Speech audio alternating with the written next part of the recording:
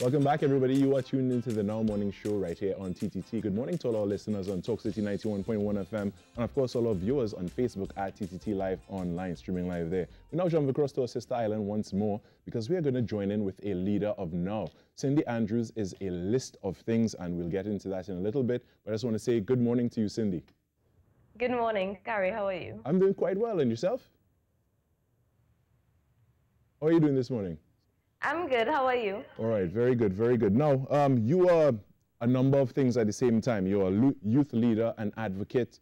You have done work for the Commonwealth with United Nations, with UNICEF. You have attended conferences and made your input in many different ways. And you focus on themes such as education, transformation, and reform, and the empowerment of Caribbean youth. Tell me a little bit about what drives you. What makes you want to do these things? I think for me, growing up, I didn't have that role model to say, this is how we go about advocating for things. This is how we get a change that we want to see in society. So from attending my various academic institutions, I would have developed that passion and that drive to always want to see things done differently and push for that improvement within the system.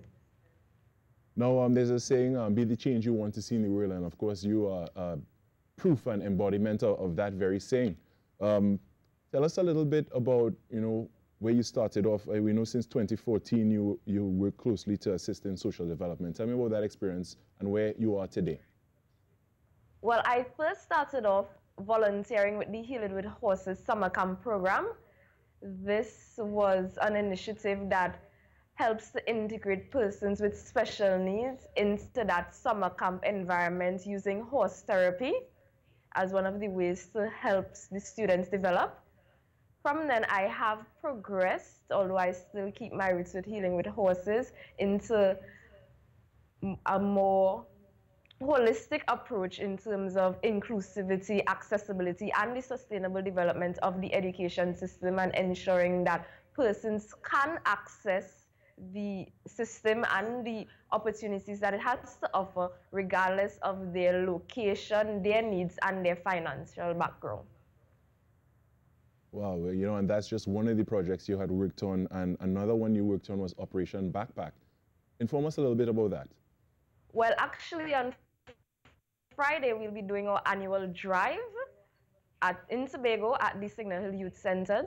Persons would have been recommended within their various community by organizations, by schools to benefit from this annual drive. We're really looking forward to impacting lives because we understand the gateway that education holds, not only in academics, but allowing persons to pursue a more diverse realm in terms of the opportunities that they can access.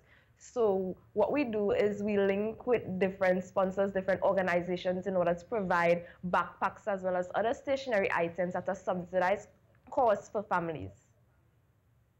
That is fantastic, and I'm sure it really does affect a number of families positively, and we do support things like that. We want to congratulate you for all that you've done thus far, and we want to find out what is next for you, Cindy. Well, recently I would have attended the Caribbean Development Bank Vibes in Youth Forum, and it really helped to alter my perspective on the way that I could impact the sectors that I work closely with. I work a lot with SDG 4, quality education, as well as gender equality and innovation and industry development.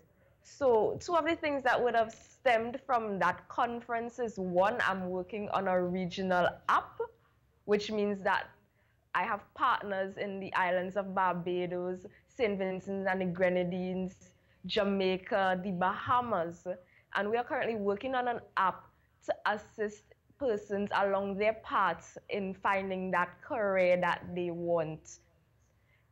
Wow. Secondly, I will be working on a little surprise for Tobago. Really? And it's a bit in line with my degree, so the launch of it would be a little delayed because I'm still pursuing it, but we can look forward to a marrying of psychology and education in order to improve the experience of students. So what's your degree, just so we have clarity? Psychology. Psychology. That is amazing. And, you know, one of the theme for International Youth Day 2019 is transforming education.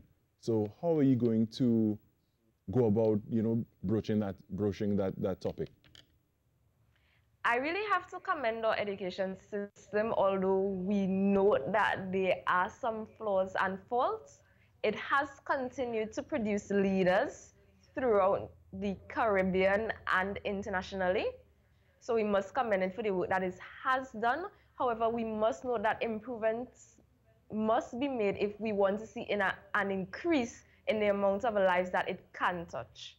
So saying that we want to transform the education system is not a simple eradication of all the things that it would have contributed, the structures and the systematic curriculum that has been implemented. However, it's ensuring that the education now can contribute to the development of global citizens.